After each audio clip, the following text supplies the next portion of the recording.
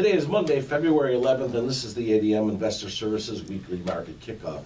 Please note that the views and opinions expressed here today are solely those of our guests. It should not be construed as the views or opinions of ADM Investor Services or Archer Dano's Midland Company. Today's guests are Steve Freed, Vice President of Grain Research at ADMIS, and Alan Bush, ADM Investor Services Senior Financial Economist. Steve, let's start with the grain markets this morning. The USDA finally released their January and February crop reports. What did they say, and how did the market react? The market reacted mostly negative because the numbers weren't as bullish as maybe the trade had thought. Especially in corn, they were disappointed that even though they lowered last year's 2018 crop, they also lowered demand, and they continue to show bigger crops in South America for the corn. In the beans, they did lower Brazil, but they also lowered China imports, and so the net in beans was a little bit lower carryout, but we still have adequate. And in the wheat, none of the numbers were friendly, except that we are going to plant 110-year low for U.S. winter wheat acres. Today, the market's also down, and I think all of that is people just selling the fact that had bought the rumor. So, Steve, what is your outlook now on corn, soybeans, and wheat prices? I think you have to be a little bit negative to prices. I think that there's three reasons. Number one, we don't have a trade deal yet with U.S. and China. And on Friday, there was talk that the Chinese want a complete deal or no deal. And so they don't want to split it up into two different trade negotiations, maybe one positive on buying some ag goods, but the other one is the intellectual properties. The other thing I think that the market is looking at is we came out with our weather forecast for our weather expert, and he's looking for a wet spring and mostly an okay summer for crops. So there may not be any issue as far as northern hemisphere weather is concerned. And then the third thing is that we really don't have any money flow in the markets because of either increased demand or weather concerns or inflation or anything like that that's going to trigger buying in our markets. You talked about U.S. and China. What about another government shutdown? If there is one, how will that political issue affect the grain markets?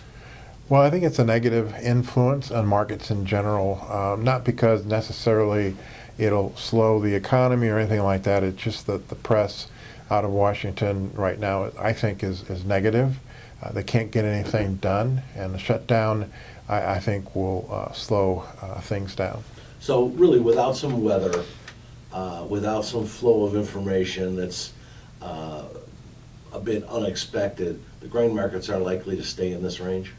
I think that is true. I think that if without a weather problem, there's people talking about $8 soybeans in the fall, $3.20 corn futures, and maybe $4.50 wheat futures this fall. So unless you have a weather problem, the path of least resistance in the grains could be lower in 2019.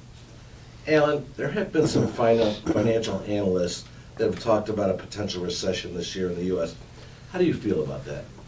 Well, I don't think we're going to see a recession this year, and I also do not think we'll see a recession next year.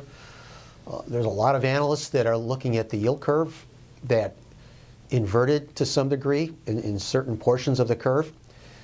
Now, there needs to be more than just an inverted yield curve I think, to accurately predict a recession. We need to see more evidence in certain other technical indicators. I've seen yield curves invert to very suddenly turn back to normal. So you just can't look at the inverted yield curve and say a recession is coming. You need a lot more than that. So my work suggests no recession this year, no recession next year either. And what about if the U.S. and China don't come to terms with the trade agreement? That would actually suggest a slowdown, as we have seen, and so that's no revelation there. But I don't think it will be enough to cause a recession, at least not here in the U.S., maybe in Europe. Let's talk about gold for a minute. Can you comment on the gold market or where the next level of support for this market is?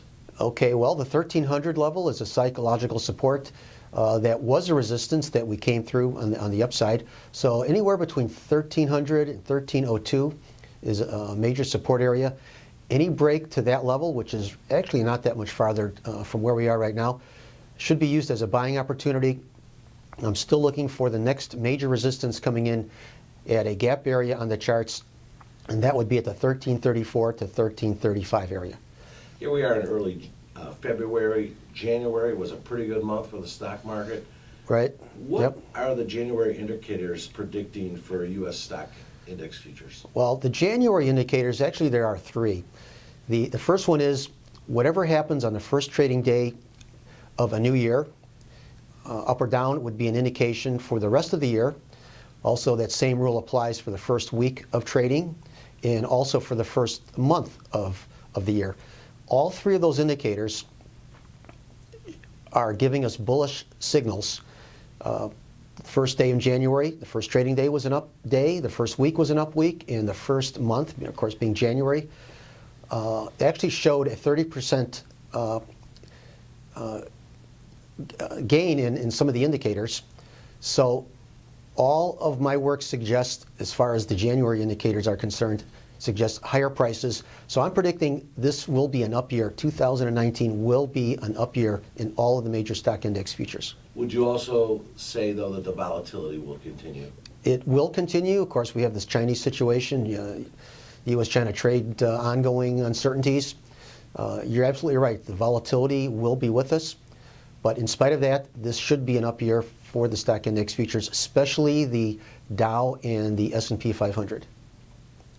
Thank you both. Remember, the views and opinions expressed today on this video are solely those of our guests. It should not be construed as the views or opinions of ADM Investor Services or Archer Daniels Midland Company. If you'd like more information about our brokerage services, would like to speak to one of our experts about managing your risks, or would like to open a trading account, please visit www.admis.com.